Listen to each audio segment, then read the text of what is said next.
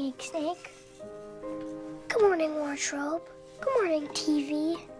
Good morning, sink. Jack sort of becomes everything.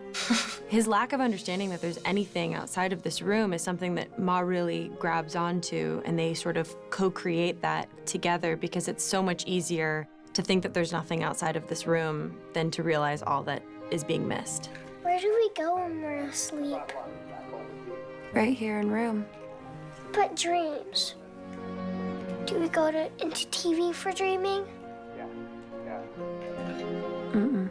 We're never anywhere but here. And in a lot of ways, it's a really beautiful relationship because they only have each other. And when you have 11 feet by 11 feet of space, the rest of it just becomes imagination and what you make of it.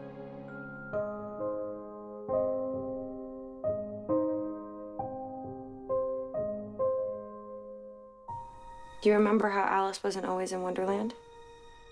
She fell down deep in a hole. Right, well, I wasn't always in room. I'm like Alice. When I read the book, I had really strong images kind of stuck with me and a kind of feeling and a sense of what the tone should be, which is where I usually start, and just a kind of an emotional register that the film would be in. I've always been a little bit fascinated by some of the true stories that were coming out around the time the novel was coming out as well, but it really didn't occur to me that it would work in a visual medium.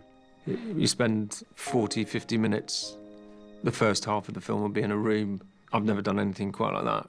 Ethan Tobin, the designer of the film, and Danny Cohen, the DP, we worked for a long time and in great detail, particularly on the room. How realistic versus how kind of fantastical do you make it? I was pretty clear from the beginning that I wanted it to feel very truthful and realistic. More so than any film I've ever worked on, the inspiration for the design process on this came from research. I found myself pulling obvious references like the Fitzel dungeon, J.C. Dugard's residence, Ariel Castro's home, as well as the incredibly small apartments in Hong Kong and how people manage to live in tiny spaces.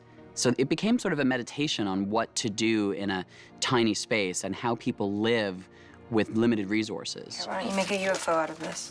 So we sort of started with a very broad canvas, and it became a bit of a creative experiment of what we would do ourselves if we were stuck in a small environment with a child.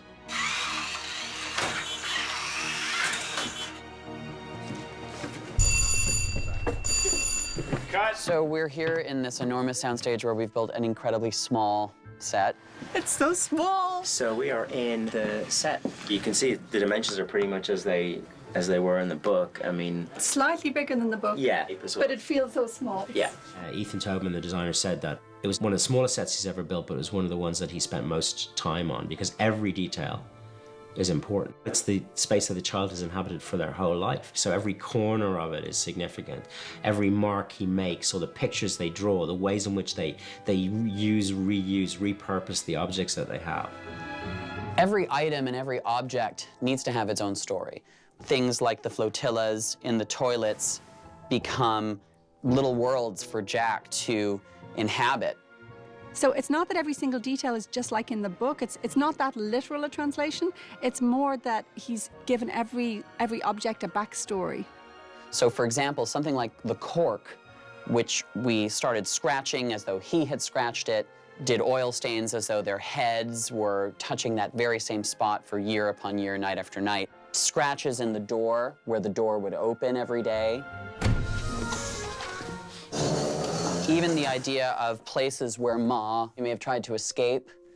In the book, everything's covered with this cork, and it just seemed like a missed opportunity to do something really interesting with materials. What's great about these sound tiles are, number one, and most importantly, they're realistic. If you're trying to insulate sound, they make sense. And they sort of create this incredible landscape that a boy like Jack would find almost magical. Ethan put together a design that made it very filmable, so he could move bits of the walls could come out quickly, or bits of the furniture, the wardrobe could disappear if we needed to. So everything was modular. We went through a lot of different approaches to that, and what we decided on was the idea of sort of building a Rubik's Cube from the inside out.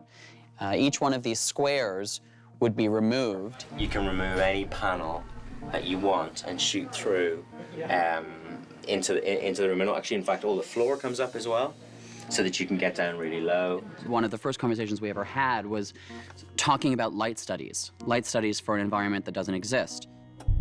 So, as scripted in the book, there's one lamp and one window.